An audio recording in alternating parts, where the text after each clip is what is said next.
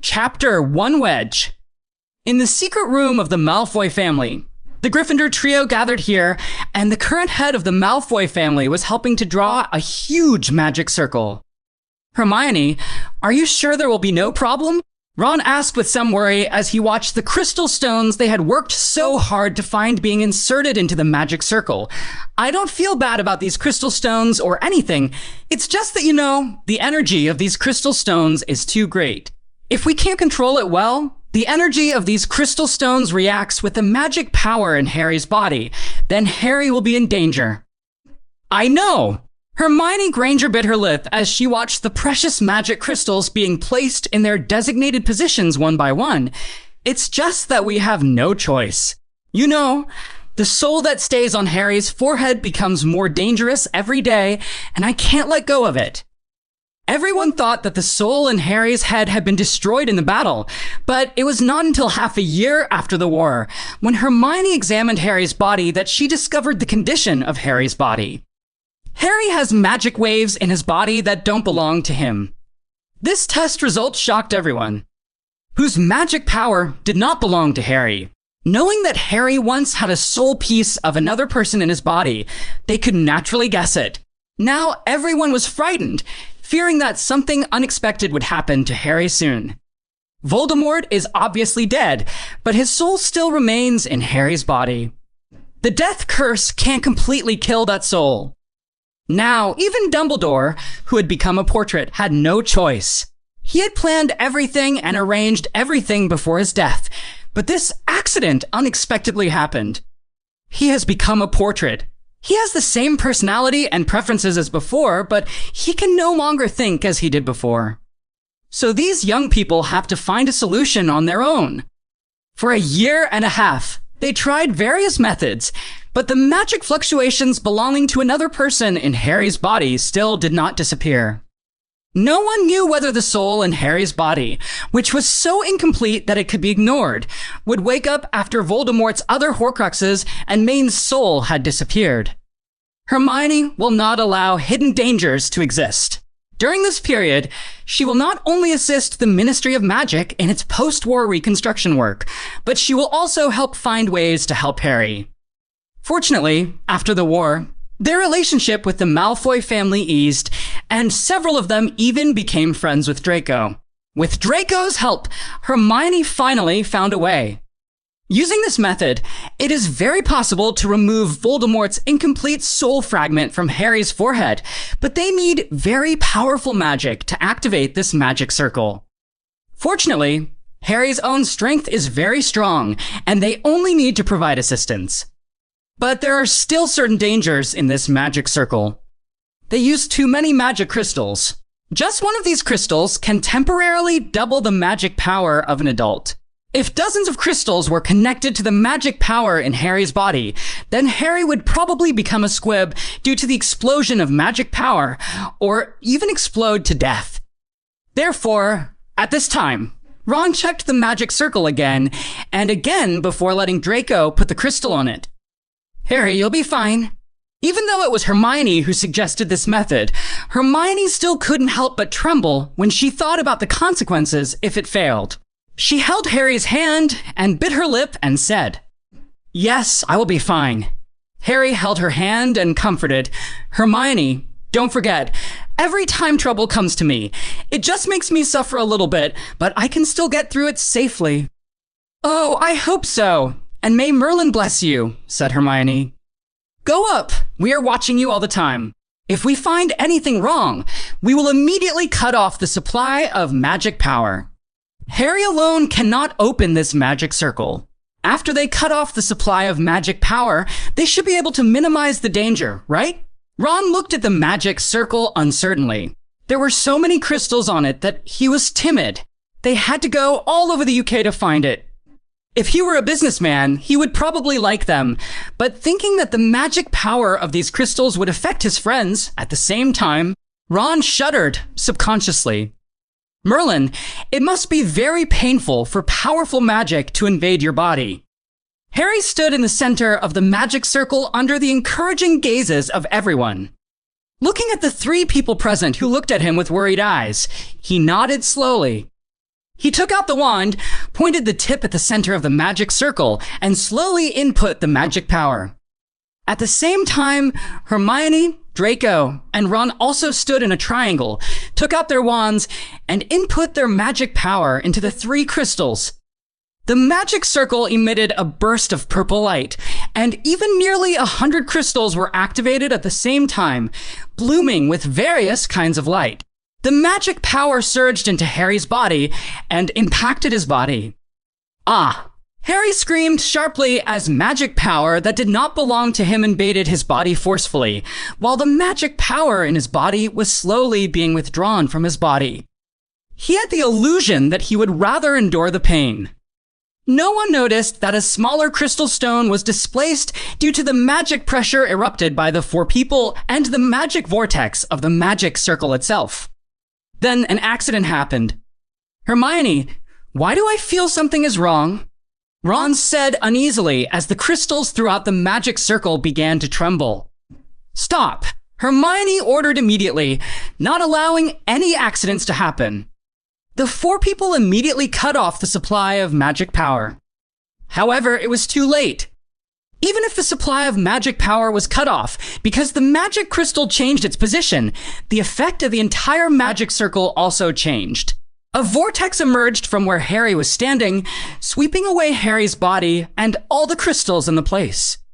No, Harry. Hermione looked at her friend, who seemed to have fainted under the attack of the vortex storm, and shouted in panic, Harry, wake up! Wake up! Damn it! She chanted a magic spell, and a thick rope wrapped around Harry's exposed wrist. Hermione struggled to control her magic to pull Harry out, but the power of the vortex was much stronger than hers. Soon, the vortex storm cut off the rope she had conjured with magic, and then surrounded Harry completely. Harry! Ron tried to rush into the storm, but was pulled in and couldn't get away. After a few seconds, the vortex disappeared. Because the Malfoy family's secret room had defensive magic, what had just happened could not be felt by the outside world. At this moment, they also discovered that the vortex just now was centered on the magic circle. At this moment, the crystal in the magic circle disappeared, and Harry and Ron inside also disappeared. Chapter 2 New Defense Against the Dark Arts Professor and Teaching Assistant. It is said that we have a new defense against the Dark Arts Professor this semester.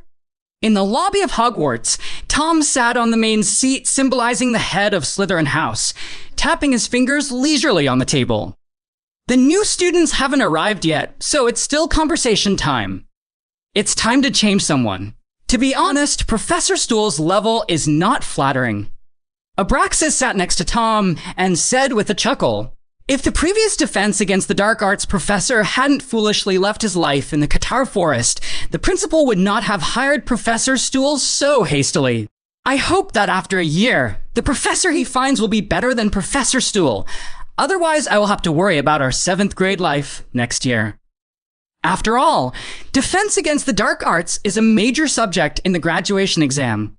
If they fail in this exam, many jobs will be closed to them, especially since they are determined to enter the Ministry of Magic. Speaking of the principal, I guess he'll retire soon. Tom turned his attention to the old principal who was sitting on the teacher's seat. I heard him say last semester that although he regards Hogwarts as his home, he prefers to spend time with his little grandson, so he should retire in the next few years. If the principal is impatient, it may be this year. Then who will succeed him? Abraxas looked meaningfully at an empty seat on the teacher's bench. It was not prepared for the professor of defense against the dark arts who had not arrived, but for the professor of transfiguration who was going to welcome the new students. Albus Dumbledore, Professor. Tom said slowly, his usually calm tone now filled with a little haze. Abraxas knew that it was because Tom and Dumbledore always looked at each other. Hogwarts by then. Slytherin might not have a good time, right? Can a Gryffindor-born principal still take care of Slytherin's internal affairs? Tom's hand tapping the table slowly stopped. However, if Dumbledore really becomes the principal, I am afraid that his actions will be difficult. Then, the plan to form his own force may need to be accelerated. Although he does not know when the principal will retire, it is always good to prepare for a rainy day. At this time, the door of the auditorium was pushed open, and a young man with brown hair led a group of young wizards in. He had a gentle smile on his face. Many students on the Gryffindor side waved and greeted him. Gryffindor students have always been more casual. No one on the Slytherin side would have thought that they would greet Professor Slughorn so impolitely. Professor Dumbledore put his must-have old hat on the high stool. On the Slytherin side, everyone silently used earplugs to listen. Just kidding! The song of this hat is more powerful than the roar of the troll, and they don't want their eardrums to be damaged. On the Slytherin side, they had just finished using their earplugs to listen when the Sorting Hat began to wail and howl. Seeing the patient faces of the other three houses, the people on the Slytherin side slowly shook their heads. I won't talk about the junior students, but the senior students have been tortured for so many years. Why haven't they learned their lesson yet? The freshmen seemed to be frightened by this terrifying sound, and their already tense nerves became even more severe. Now, those who read their names, come here for sorting. Dumbledore held a piece of parchment, and when each student came to him, he would give each student an encouraging smile. Tom's eyes darkened. This encouraging smile was given to everyone in Hogwarts, but it was only given to him because of what he saw in his orphanage when he came to pick him up. The new defense against the dark arts professor hasn't come yet. Abraxas looked at the empty seats on the professor's chair and whispered, "Tom, have you noticed that there are 2 seats there? Could it be that the principal invited 2 defense against the dark arts professors?" Tom himself couldn't guess at the other vacant position. We'll find out later. After a while, the sorting was over. Tom looked at the little wizards who were sorted into Slytherin. Even at a young age, they already understood the etiquette of nobility.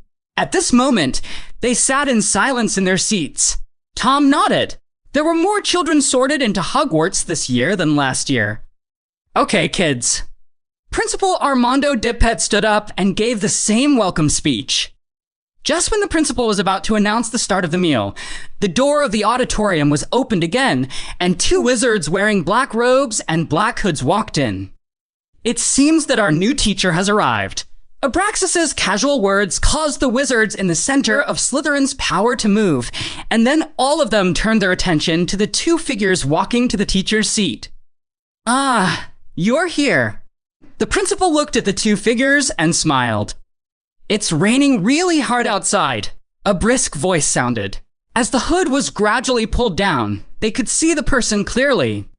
The speaker has messy hair, which is even more frowned upon than Charles Potter from Gryffindor. But he has a pair of beautiful eyes, emerald green eyes that are as pure and charming as fine emeralds. The person next to him has red hair, and he seems a little depressed compared to the leisurely nature of the people around him. "I hope we don't miss dinner," the man continued. "Of course not. You came just in time," President Dippet said with a smile. He called the 2 of them to stand in the empty professor's seat, and then said to them, "I have some unfortunate news for you. Professor Stwell told me last semester that he prefers adventure to school life, so he already wanted me to resign last semester and continue his adventure." The students cheered. It was a good thing for them to be able to send that straw bag away. Go on an adventure? Who believes it? Children who have seen that guy's ability will not believe that guy's excuse for resigning. He left Hogwarts because he was frightened by the Gryffindor students. There is no need to stay in school for a professor who can't even deal with students. The principal pretended not to hear the cheers of the students and continued, "I know you will miss him, but at the same time, we should accept the good news. That is, we have a new defense against the dark arts professor, Professor Harry Evans, and his assistant, Assistant Professor Ron Evans." The students burst into applause. Compared to the idiot Professor Stool, the 2 professors Evans in front of them, especially Professor Harry Evans, who looked extremely confident and gentle, were more popular with them. In addition, because Professor Slughorn is preparing for the major assessment of the Potions Association this year, he has applied to me to resign as Dean of Slytherin, so Professor Harry Evans will become the new Dean of the college. Slytherin students should get along well with your Dean. He specifically glanced at the Slytherin house table, signaling the children not to disrespect others just because the professor is new. He knew the pride of the Slytherin children. The kids in Slytherin are a little dull. Change the dean? Then the dean suddenly changed? At the teacher's seat, Harry was also shocked by the sudden news. Principal, I am just a new professor. I think besides me, there should be other professors who are more suitable to be the dean of the college than me. After all, I have little experience. Harry's humility won him the favor of the professors present, but only Harry and Ron knew why Harry was so humble. If Harry were to be the head of Gryffindor, Harry would be very happy to accept it. But if it was Slytherin? Merlin's Whitebeard, asking a Gryffindor golden boy to become the head of Slytherin? What kind of international joke is this? Harry, because you are the most suitable. The principal said with a smile, just do me a favor. Once Professor Slughorn has finished this year's assessment, it will not be too late for you to step down. This. Harry bit his lip. He, who was always soft-hearted, looked at the request in the old man's eyes and finally nodded. Okay. Harry, Ron pushed him aside and whispered in his ear, you want to become the leader of the snakes. Ron, you're my assistant. Harry said through gritted teeth, so, it's not me, but us together. Ron turned his back and rolled his eyes. Harry, this is terrible. I know, but there's something even scarier. You eat first. I'm afraid you won't be able to eat after what I say. Harry said nothing more. There was already food in front of him. After running around for a day, he needed some food to make his stomach feel better, so what he had to do now was eat dinner. Ron saw that Harry was unwilling to say anything more, and he also picked up his cutlery. He still can't believe that a magic circle actually pulled him and Harry to another dimension. However, the space here is slowly unfolding according to their history. Moreover, according to Harry's investigation, they have indeed come to the past that originally happened in their space. They actually came to Voldemort's boyhood. Merlin, this is really terrible. He passed out in a useless way after hearing this. Fortunately, Harry could remain indifferent. When he woke up, Harry told himself that they were going to Hogwarts to become professors under different names. Professor! Merlin, this was something he had never imagined. He thought he would either become an Auror or a Quidditch player, but he actually wanted to become a professor, and he was going to be a professor even though there was a young Voldemort at Hogwarts. This is so exciting. Ron finished his dinner in a daze, but when he finished, Harry told him something more exciting. As the new head of house, they were going to give instructions to the new Slytherin students. In other words, they're going to the Snake Den. Chapter 3 Training, Counter Training. Ron stood in front of the Slytherin lounge, swallowed, and asked Harry beside him with some trembling. Harry, do we really want to go in? As much as I want to say no, it's obvious I can't. Harry took a deep breath. We have to go in. Come on, Harry. This is really not a good idea. Ron pulled Harry's sleeve and tried to stop Harry. Okay, let's go in for a while. Harry said and opened the door. It will be over soon. Behind the door, all the members of Slytherin were standing, waiting for Harry's arrival. Harry's hand was still on the doorknob. He looked at the expressionless faces inside and almost wanted to close the door again. The Slytherin stood neatly, looking more like a demonstration than welcoming the new head of house. Ron quietly pulled down Harry's robe behind Harry. Harry coughed a few times, then walked in, pulling Ron along with him as he tried to escape. Well, I'm also surprised about becoming your headmaster. Harry felt that he still couldn't adapt to the atmosphere of Slytherin, even though he had dealt with many Slytherins because of Draco. I promised the headmaster that when Professor Slughorn is busy, he will be the head of Slytherin for this year. During this year, I hope we can get along well. Let me introduce you again, my Harry Evans. This is my assistant, Ron Evans. We are in this cellar. If anything happens, you can come to us at any time. Because Slughorn didn't like the damp and cold environment of the cellar, he had always lived in a drier place, but Harry liked to occupy that place. I know you will have the chief game later. Harry looked at the wands in everyone's hands. So, do you have anything else to ask me? Professor. A Slytherin spoke quickly.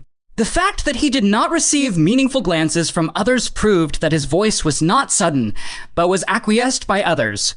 Can you tell us why you were so late for the banquet just before the semester started? That, Harry said softly. I'm sorry, sir. This is our private matter. We have asked for leave from the principal before, explaining that we will be late. As for the reason, I'm sorry that we can't tell you. What should he say? You want him to say that he made a special trip to Fandow Alley? Forget it. What he did in the alley is not suitable to be told to these children, even though these students can almost be treated as adults. We don't want to know what you did, Professor. Someone who had been silent spoke up, and his blood-red eyes made Ron shrink involuntarily behind Harry. Even though he had experienced the war, even though he had become an outstanding wizard and was fully capable of becoming an Auror, Ron still trembled subconsciously at those red eyes. Okay. At least he was not trembling very obviously.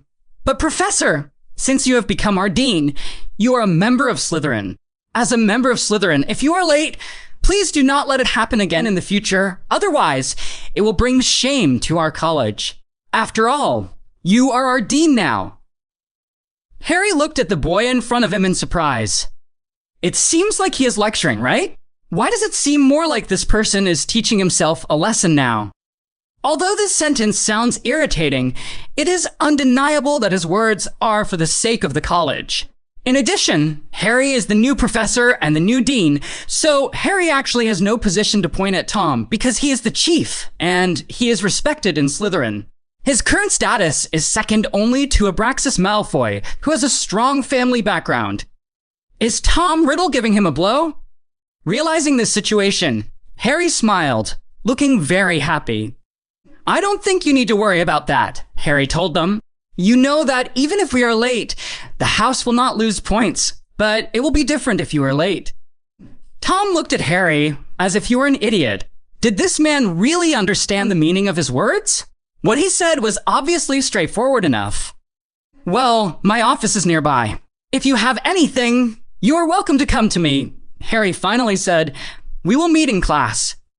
The Slytherin crowd watched Harry push the door open and go out, but from beginning to end, the assistant teacher beside him said nothing and looked like an idiot. Do you think he is really stupid or pretending to be stupid? After Harry left, Abraxas asked casually next to Tom. Humph, that man doesn't look like a smart man at all. Before Tom said anything, someone beside him sarcastically said, Look at how stupid he is.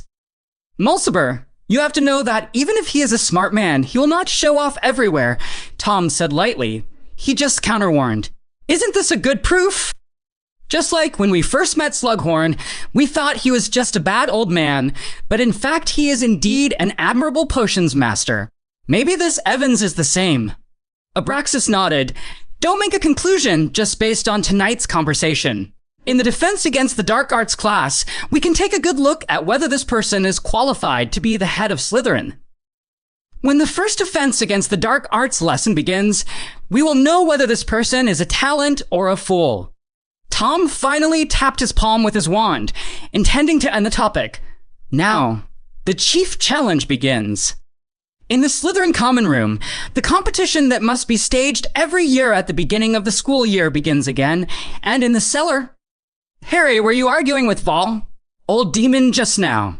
After all, after experiencing the war, and with the insistence of Harry and Hermione, Ron was able to stammer out the name. He is just a child of 16 or 17 years old now. The savior, who was actually only 20 years old, said while waving his wand to handle their luggage. There were 2 rooms in the cellar, and he did not have to squeeze in with Ron. You can completely treat him as a child. If necessary, severely deduct points to vent your dissatisfaction with Slytherin. Forget it. Ron sat down on the sofa dejectedly. I still think it's better not to face the other person. He didn't have as good a nerve as Harry. For a certain student who might become Voldemort, he felt it was better to stay away from him. Harry, Ron looked at the busy Harry and said with some frustration, Do you think we can still go back? Harry paused and then answered him. I don't know either, Ron. I'm sorry. If you hadn't come to pull me back, you wouldn't have followed me to this place. What are you talking about? Ron shook his head. We are good buddies. Why are you and I arguing about this? Okay, I won't talk about this anymore. Harry put away his wand. You'd better take the space bag with you to prevent other accidents. When they came to this world, they had nothing, just each holding their own magic wands, but luckily, the magic crystal they used to open the magic circle was transported with them. Even in this dimension, magic crystals are rare and precious, so after finding a job, they rushed to take Ron to Fanduo Alley before the opening party. They needed some gold galleons for spare, and they also needed a space bag. Harry had developed the habit of carrying a space bag with him at all times, but because he needed to activate the magic circle, his space bag was placed in Malfoy Manor. Yeah, Ron nodded. Okay, buddy, there's no point in worrying now. We'd better go get some sleep. We have 7th year Gryffindor classes early tomorrow morning. Harry, who had already seen the class schedule, said with a yawn. 7th grade. Ron opened his mouth.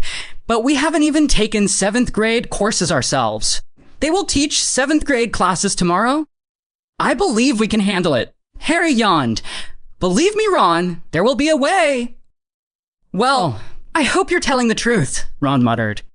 Chapter 4 beginning. This was the first time Ron had woken up so early since graduating from Hogwarts. Do we have to get up so early? He asked Harry, yawning. We have class in the first period this morning, Harry said as he gathered the things he needed for class. So we'd better get up earlier, and Ron, I have to tell you, we need to go to the Great Hall to have breakfast instead of waiting here for the house elves to deliver it. First period, 7th grade class. Oh no! Ron lamented. Harry, make sure you have a strategy in mind.